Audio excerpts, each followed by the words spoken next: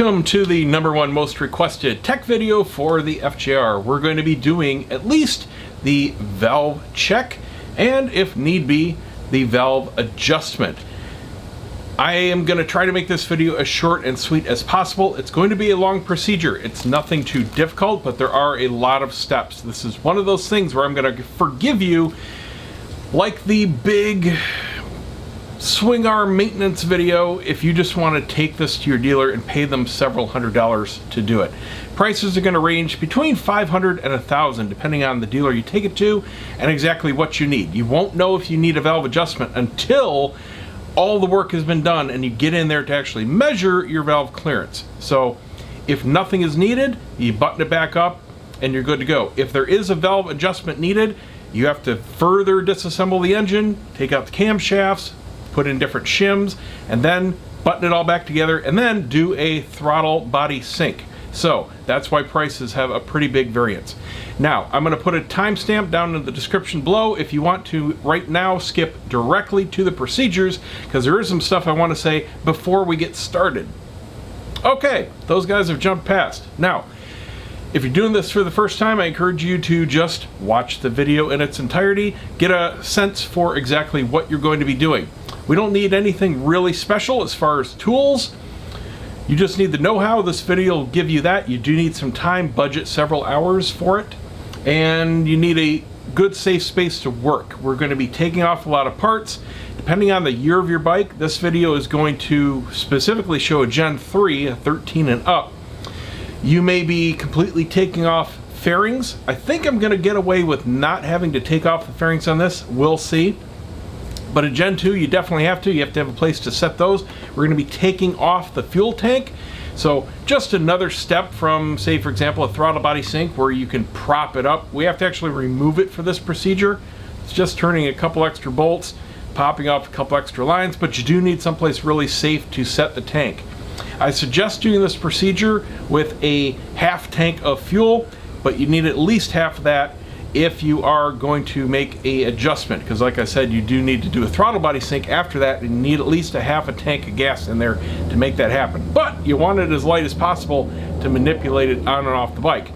You'll probably need a helper if you're not really big like me and can muscle the thing on and off, but please be very careful setting it down. It does dent easily and you can scratch the paint easily off the bike. You do need some new parts going forward, no matter what. You need a oil pump cover gasket. I'll put the part numbers down below also. You're talking 25 bucks in parts, so it's not a big job. You need some new O-rings, valve cover gasket, and little O-rings that go around the cooling pipes on top of the head. So those are all you need, but it doesn't matter if you need a just to check or an adjustment, you absolutely need those. If you end up needing an adjustment, you won't know exactly what new shims you need until you get in there and make your measurements, do the math, and then you can order or pick up new parts from a local dealer, hopefully if they're in stock. So, got the book. It is very sparse for this procedure. It basically just says, remove part, remove part, remove part, do job. Doesn't really help you out, so that's what this video is going to be for. All right. I think that's, one other thing I have to say. With this procedure, you're going to see a lot of BS on the net. A lot of people that are frankly too cheap or lazy to do this are going to tell you, you don't even need to do it. Or, oh, I waited until 100,000 miles. Didn't even need it. Yes, it is true that most of the time when you do these checks, everything's going to be in spec. The point of this is to check that the engine is in spec. Here's the problem with putting it off or just ignoring it. There are no warning signs. There are no symptoms of this spec getting too tight, and that's what happens. There is a range. There's a tight and loose range of the valve spec clearance being in and out of range. It tightens up with wear. As the valves and seats wear together, that spec grows tighter. And by the time you feel anything wrong, it's too late because the damage has been done. So you need to catch it ahead of time. That's the entire point of these periodic maintenance valve checks. Every bike that has this type of engine has to be checked. There are different types of adjustments that can be made. Sometimes You don't need to buy anything. Like on my bobber I showed you when I did that, it's a simple turning of a nut and a bolt. Super easy. This is called a bucket and a shim method. This is what most Japanese bikes use. And you're simply sliding out U-shaped shims, pieces of metal to change where parts sit. So that's why you may have to order new parts, different sized shims. Some bikes out there have very expensive maintenance procedures. Some bikes, the really cheap motors, usually on older beginner bikes, they have intervals as low as 4,000 miles to do this. So it's a pain in the ass. This FJR has a huge interval, luckily, of 26,600 miles, at least here in the US. I know that around the world that spec changes, but they're all in the ballpark. That's awesome. That is a huge amount of mileage to go between checks. Most bikes you're going to find somewhere around 15,000 miles. My recommendation is do not skip it. Do it yourself or pay someone to do it. Even though, yes, it may come back, you're A-okay, good to go, okay. Wasn't really a waste of money because you got the peace of mind that the engine is in spec. The other thing is, if it's in spec, doesn't matter if it's high or low, well, it's not going to be too high. Leave it alone. And if mine ends up being all in spec, even if they're at the low range, I'm not doing an adjustment. You don't fix what ain't broke. In range is in range. That's all there is to it. Okay, now let's get right into it. Step one, put it on the center stand, take off your seats. Use a Phillip, take out the quick connect here and the one on the other side. 4mm hex, take out the two bolts holding the side in here. And if you're wondering what this Velcro is here, that's because I have a custom lamb seat and it gets a little squeaky. The vinyl squeaks on this plastic a bit, so that's just to silence it. Now we can pry out the end here. There's a post and a grommet in there. Just carefully pull it straight back. Do it on the other side. And then we're going to slide the whole thing back off the mounting tab. And a 5mm hex to remove the two tank mounting bolts. Now we're going to use a 12mm socket here just to loosen the nut on the rear of the tank, because we are going to prop the tank up so we can disconnect lines. Just get it loose enough to pivot for right now. Now with it propped up, we can remove our lines and vent tubes from underneath. We have the two electrical connectors. Just give them a pinch and a wiggle and they pop off. Down here we have the vent tubes. Your bike may have two. This Gen 3 has one, two going into one. Just pinch the little clamp connector here, slide it over the bung. You may have to use some needle nose to gently wiggle this off the fitting here. We want to just disconnect this. Back over here on this side, we have the high pressure fuel line to disconnect. Don't worry, it's not going to gush out. It is coming off the pump. Slide this down. That's our clamp. And I couldn't show it on camera because my hands were totally in the way, but all you do is pinch these two lighter gray areas. There's one on the other side. Pinch those in and the whole thing slides off. That releases two little tension clamps. And all you're going to get out of it is a little dribble. You don't have to do anything. And now we can remove the mounting bolt and nut and completely remove the tank. Let the tank sit back down. The bolt will slide completely out. And now, like I said, if you need a helper, take care to take off the tank. Just lift it straight up. It's completely free now. I'm just setting it here on a nice squishy towel. Be very careful. I'm not kidding. These little edges will chip if you breathe on them. If you do accidentally chip it, just hit it with some clear nail polish. See? Super easy. And now we've got plenty of room to do our work. Now we need to take off our T-bar. That's just these three bolts here. 14mm for all these guys. And then once you get those out, go ahead and remove your bar. And we need this one little quick connect removed here. Now out comes the heat shield. Just feed the two electrical connections back through. Now that brings us to the hot mess under the tank. Now I have some extra wires in here. These are from my Helitech quick shifter, these colored wires, but other than that, it's stock. This still has the air injection system. I will not be putting it back on. I'll be blocking it off.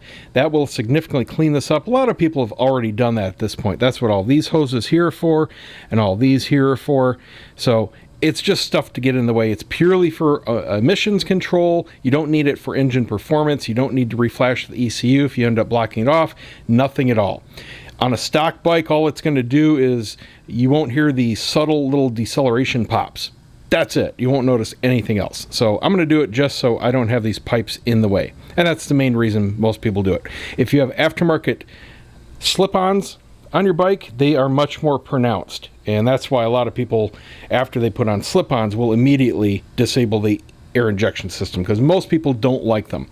If I had an aftermarket exhaust, I would leave it on though, because I actually like them on other bikes. But other bikes have an awesome exhaust sound. This one doesn't. All right, so let's get to removing stuff. So there's a few ways we can get rid of this air injection system. If your only goal is to disable the system and you're not worried about the pipes, you can just block it off internally with a plug. But the point of me doing it is to get rid of the piping to get the space freed up. And I have to take the system out because I'm in the middle of doing this valve check anyway. So the first way to do it is to buy block-off plates. They're going to run you $50 and up. And they replace these big plates under here. You remove the whole system, install your plates. You'll have a plug here, and that's it. Alternatively, you can spend under $10. I got a couple of these assorted heater bypass caps at my local auto store. We need 4 1/2" and 1 5/8. And what we're going to do is take off the whole system by removing this clamp here, these 4 here. Whole system comes out. You unplug the electrical connector here. This will just dangle, does nothing. And then our caps are just going to go on our pipes. And that's it. We'll reuse the clamps here to put on the caps, and we're done. So the only difference between using the plates and using the caps is taking out the reed assemblies under here, which you don't have to do. They don't do anything, and they make no difference if they're in or out. So I'm just going to use the caps, under 10 bucks. Super easy. Now the most difficult thing about this is getting to the clamps, and I find it easiest to lift up, get a pair of pliers or needle nose underneath. In my case, the freaking tongs are pointed straight down. If yours happen to be pointing straight up, well, super easy for you. Just squeeze them and slide them off. This is the little solenoid, and it's on a little rubber grommet, and the whole thing just slides to the left off that metal tong, and then the whole thing will slide out. So I'm going to go ahead and I already took this one off here. That was easy to get to. I'm just going to get to these 4, slide them off, and take the system out. Bob's your uncle. And there we go. Now these caps were a little bit bigger diameter than the stock hoses, and I didn't feel good about stretching the clamps quite that so far, so I just used good quality zip ties. These aren't high pressure, absolutely no problem with doing that. They are on there solid. So we got all 4 of these capped off. The electrical connector, I'm just going to zip tie to its little holder there, just out of the way, and that's all you have to do. Nothing with the ECU. Like I said, you can spend 5 times as much and put on block-off plates. It does the exact same thing, but that's it. So there you go. Now we can take off the head cooling pipe. We can use a little 6mm socket and loosen the bolt there on the clamp. That'll slide the hose off of it. And we can disconnect the electrical connector. Just pinch on the middle right here and slide it off. Obviously, if your engine isn't nice and clean, make sure before you take anything off you've completely blown it out as good as possible and gotten off any loose crud. You don't want anything falling down into the engine once we get a little further in.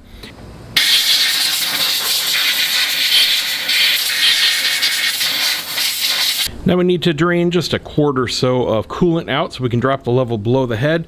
I'm going to go ahead and take off this body fastener bolt right here, and then we can take off the coolant drain bolt and empty enough out. We don't have to totally drain the system, just like I said, a quart or so.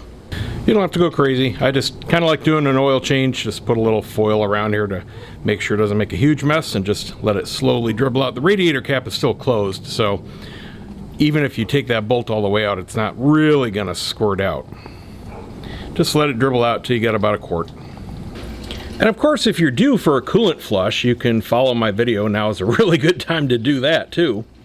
After I take this hose off, what we're going to do, down in there you'll see a little bolt, and there's one on that side.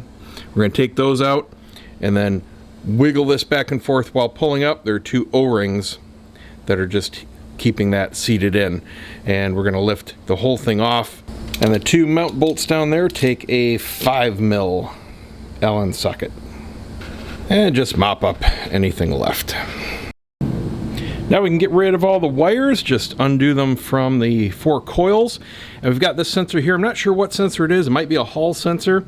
And then the harness is bolted to the head cover right down there. Just take that bolt out and we can just swing the wires all out of the way. Now I went ahead and labeled my connectors because I'm good at screwing up that kind of thing. Got the harness unscrewed from the top of the cover there, and it's held down in place by a zip tie holder right down here. If you just wiggle it, it pops free. It's just like a little plastic grommet. And now we've got enough clearance where we can just give our harness some slack. Now we can pull the coils and plugs out, just twist them side by side to break the seal, and wiggle as you pull up. It's a little awkward just from the camera angle. There we go. And you don't have to keep track of which goes where, it doesn't matter. And of course, if you do, now is a good time to replace your plugs, which I will be doing. And yes, the service interval for plug changes is ridiculously small. It is perfectly safe to double or even triple the book spec, which I believe is 8,000 miles. I mean, you can see that this looks darn near perfect, almost new. The only thing you have to worry about is the gap opening up. That's pretty much it. You could easily extend this, but I got a new set, may as well. I'm here, it's easy. Now we can go ahead and remove the 8 cover bolts. They take a 5mm. It's going to take a combo because the 2 corners here are pretty shallow to get into. These are no big deal. And then it'll be loose to finagle its way up and out. Now it's going to be stuck with the big O-ring. I'll get it out and I'll tell you if there's any trick to it. Okay. Let me pause right here and give you some details. I have been fighting with this last step, no joke, for hours. Just getting the cover off. Gen 3 is different than Gen 2 and Gen 1. I've only done this before on a Gen 2. And this is quite easy now that I know exactly what to do. But the procedures are different. I gave up and I asked online on different forums. I got no details from anyone that's actually done this. I found one write-up from a guy that had a Gen 3, and he completely skipped over all the actual details about how this comes off. The service manual is 100% worthless. It just says, remove the valve cover. Wow, that's really helpful there, Yamaha. So here's what you need to do. So you saw me raise it up. There's really nothing sealing it. You want to pick it up and take the gasket off the head so it's just flopping down on the engine. We're replacing it anyway. Doesn't matter how it gets bunged up. Okay, there are 2 little bolts down here. I already took them out. They're just holding this plate in place that have the throttle cables. So we just need this to swing back and give us a little bit of clearance. We're gonna turn our bars to the right, and that's just gonna give us that extra couple inches of clearance here. So now we've got a little extra room in here. Now, contrary to previous generations, there is no wiggling and rotating and finagling this up and out. There is no clearance. When you raise this straight up against the frame there is no clearance to the cam chain in there.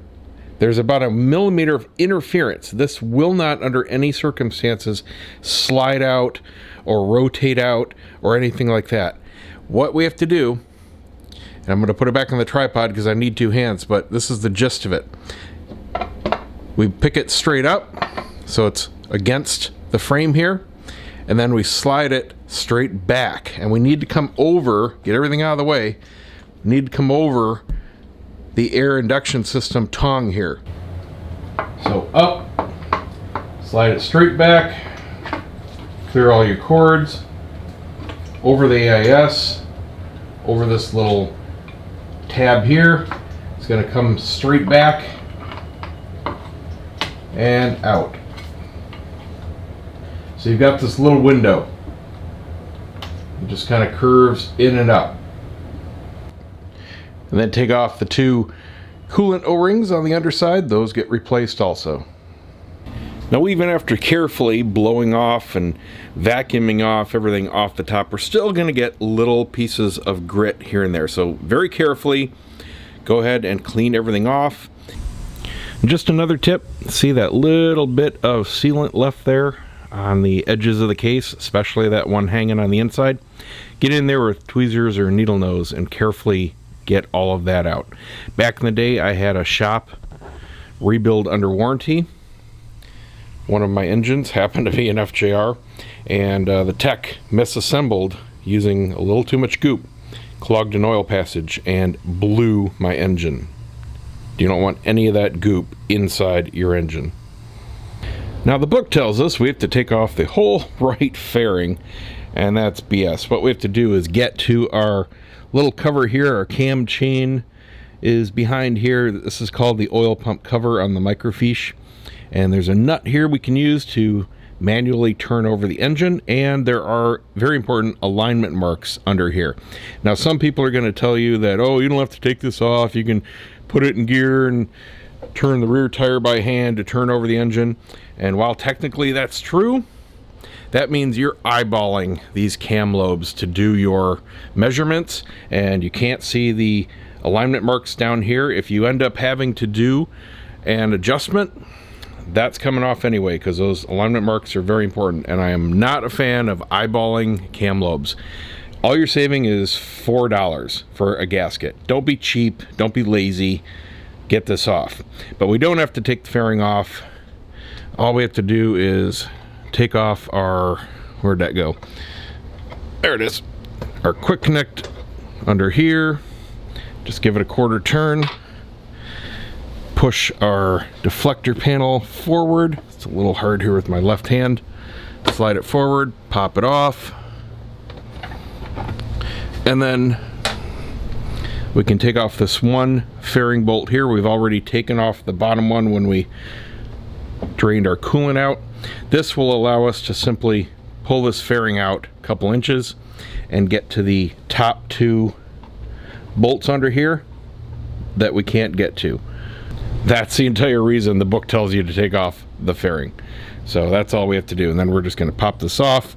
There's a little hose holder here, and should be one, yep, right over there. And that'll be that. And just for reference, the top, the one at 12 o'clock and the one at 1 o'clock, those two holes have the slightly longer bolts going through them. So you have a couple of pry tabs, one right there at 9 o'clock, one down here at 5 o'clock. Just use your fingers. There are dowel pins. It just slides off. You'll have a tiny, tiny little bit of oil dribbling out. So have a rag handy and just take your cover off. Now you need to use a gasket scraper to very carefully get all the gasket material off the cover and case side.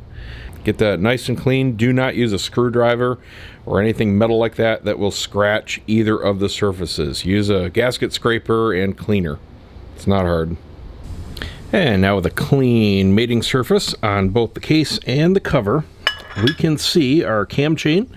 And this nut here allows us to very easily turn the engine over. We just need a 14 mil socket. Only turn this clockwise. You never want to turn the engine backwards. And with the plugs out, it doesn't take anything special. There's no resistance. You're just fighting the valve springs.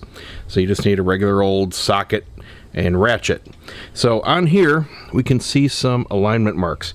There is a very subtle mark right on the case, right below this hole here. Might be a little hard to see on camera, but believe me, it's there in person. And you'll see alignment marks here on the gear. What we want to do is align that top dead center mark to the case, and then we can come up and see which cylinder is at top dead center by looking at the lobes on the camshafts. And when they are pointed away from each other, so pointed towards the front and the back, that cylinder, when that mark when the T is aligned to the case there, that cylinder is at top dead center, and that's the one we can measure.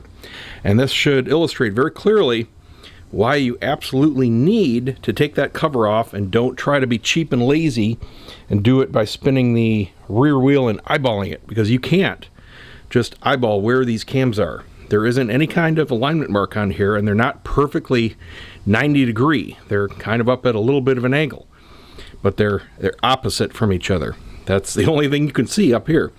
And a little bit does make a difference in your measurement. And also, do not try to fudge your numbers. Where that is precisely is the only number that you can measure. You can turn it a few degrees and get it in or out of spec. That's why it has to be precise. So now we can get a set of feeler gauges and see where everything is, and see if this video is going to turn into an adjustment video or if it's just going to be an inspection video. Here are the specs that we're measuring to. Now, it's probably going to be difficult to find a dedicated metric set of feeler gauges in the US. So here are the specs both in metric and SAE. The intake side, facing the rear of the engine, needs to be between 0.15 and 0.22 millimeters, or 0.0059 and 0.0087 inches. The exhaust side, facing forward, you can see is 0.18 to 0.25 millimeters, or 0.0071 to 0.0098 inches. And it does mention here, shouldn't need to be said, but this whole procedure has to be done on a stone cold engine, which means you can't do a ride in tech day, and you can't ride into a dealer and expect it to be done same day. Just make yourself up a handy dandy little chart, and then as you measure, just write in the exhaust and intake measurements. What you want to do is put a gauge in, find one that doesn't fit, go down one. You should have one that has just a little bit of drag. That's the correct one. If it goes in with absolutely no resistance, that's not the correct one. Keep going larger until you find one that has a little bit of drag. So on this number 4 intake valve, the 0.008 or 0.2 millimeters does not go in, but the 0.007 or 0.18 millimeters does barely go in. So this is a number we write down. So as you can see, I've given it a 180 degree turn and brought this next alignment mark over, matching with the one on the case, and now another cylinder will be at top dead center. Each 180 degree rotation of this brings another cylinder to top dead center, and you just need to match up the alignment marks, whichever one it is, with the one on the case. And here we have the final results. Everything is well in spec. The intakes are all on the tighter spectrum, but not near the limit. 0.15 is the no-go limit. I've only got one just barely dipping. Everything is very even. Only have a couple showing any kind of deviation. One exhaust is just a tick over, one is just under, but you know, that's really, really nice and even. Intakes, man, I mean, that's the one I expect to go. The exhaust typically doesn't tighten up before the intake for whatever reasons. This just happens to be one of those engines that probably will either never need an adjustment, or it'll be well over 100,000 miles before it does. So this is just going to be an inspection video, and now we just get to button it back up. Not a big deal. And installation is exactly the opposite of removal. Put your cover back on. Don't forget the two longer bolts are in the 12 and 1 o'clock positions. Gaskets on. Everything just goes on hand snug. Put on your fairing bolts. Slide the air duct cover back on. Put your quick connect back in, and we're done with this side. Now we're going to flip the head upside down and put the new O-rings in. And watch out for these little guys here. They like to pop out sometimes. They're just set in there loosely. Now what I'm going to use is just a little bit of ultra black Permatex, and I'm just going to use it to hold this in place in some key spots. So I just went along the edge here and applied a very thin coat just to the center ridge of the O-ring, and more towards the outside than the inside. You just want to make sure you don't have any of it coming out on the inside. If it Comes out the outside a little bit. That's just fine. That's not going to hurt anything. So I'm going to let that sit for half an hour, and that'll be nice and sticky, and then won't have any problem just going back in the engine. The center hangs on these two little dowel, or 4 dowel pins. That doesn't go anywhere. You don't need to put any goop on those. Now on this far corner here, I'm just gently folding that half moon up over the cam chain. That's about the only thing that's going to snag right here to get it into first position. Just make sure it doesn't jump out of the track. Just be careful nothing else snags that gasket.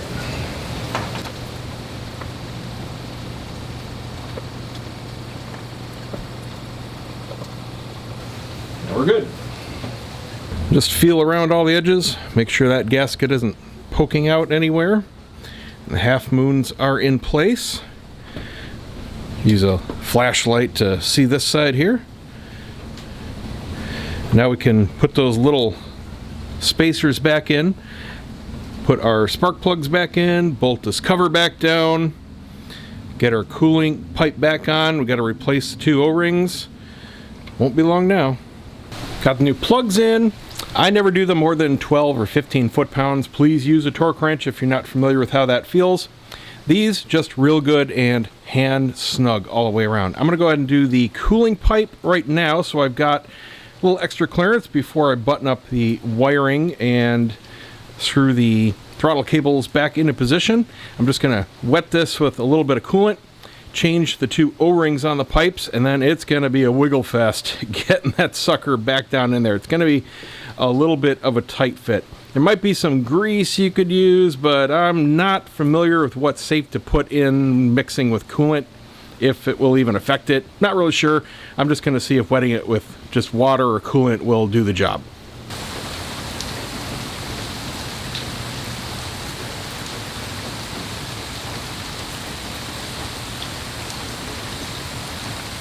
And everything's back together under the hood. Let's see, secured the electrical connector for the coolant, secured the harness connector bolt back there, resecured the harness back down to the bracket here, and resecured the throttle cable bracket with its 2 bolts. Put in the whatchamacallits, coils. And don't forget the color wires are just my quick shifter, so it's a little dirtier than yours will probably look. Connected the hall sensor, connected the ignition wires, and that's it. I think that's all there was left. Yep. Okay. Now, because we've got some nice room to work here, I'm going to go ahead and prep this panel here. We need to just take this off so we can easily get to the radiator cap. Instead of taking the whole panel off, don't need to do that. We just need to top off the coolant at the radiator. We're going to top it off, take off the quick connect bolt under here, take off the side panel. That'll give us room to get to our expansion tank. Turn your key on, pop your glove box. Take off this screw, this screw, and this screw, and then the 3 push pin quick connectors along the inside of this panel. And take the fairing bolt out here. This will allow us to bend the fairing to the side so we can get to the radiator cap. And now with those loose, we've got plenty of room here to just, it's kind of hard with one hand, but you can just split these like a clamshell. Believe me, it flexes. And there's our radiator cap. And that's all it takes is a long funnel to get down in there. Same thing with the reservoir tank. The cap is right there. And with both tanks topped off, we can button all this back up. Done with that. Put the heat shield back in, quick fastener back in, T-bar back in, real good and hand tight on all 3 bolts. Set the tank back on, put the long bolt through and the nut on just loosely, and now we can prop it back up to reconnect everything underneath. Reconnect the vent line and the 2 electrical connectors. And then the high pressure fuel line just snaps into place, and then clip the retainer clip over the bottom of it. Snug the 2 top mounting bolts, then snug the back nut. Then give it a couple prime cycles. Need to get that air out of the line before you actually try to cycle it. Make sure it starts. Put your trim panel and seats back on and pat yourself on the back because you just saved yourself between $500 and $1,000. No joke. Just for a few hours of your time. Now, if you're doing this for the first time, if you've got all the tools ready and nothing goes wrong, taking your time. I mean, allowing time for some breaks because there are some back breaking points in here. I would budget about 4 hours. If you want to just rush and get it done, like if you're a mechanic doing this, I would budget 3.5. I think that's pretty reasonable. That's assuming it doesn't need adjustment. Just getting in there to do the inspection. All right, that's it, guys. It's been a long one. I'm tired. Hope this helps somebody. See you next time.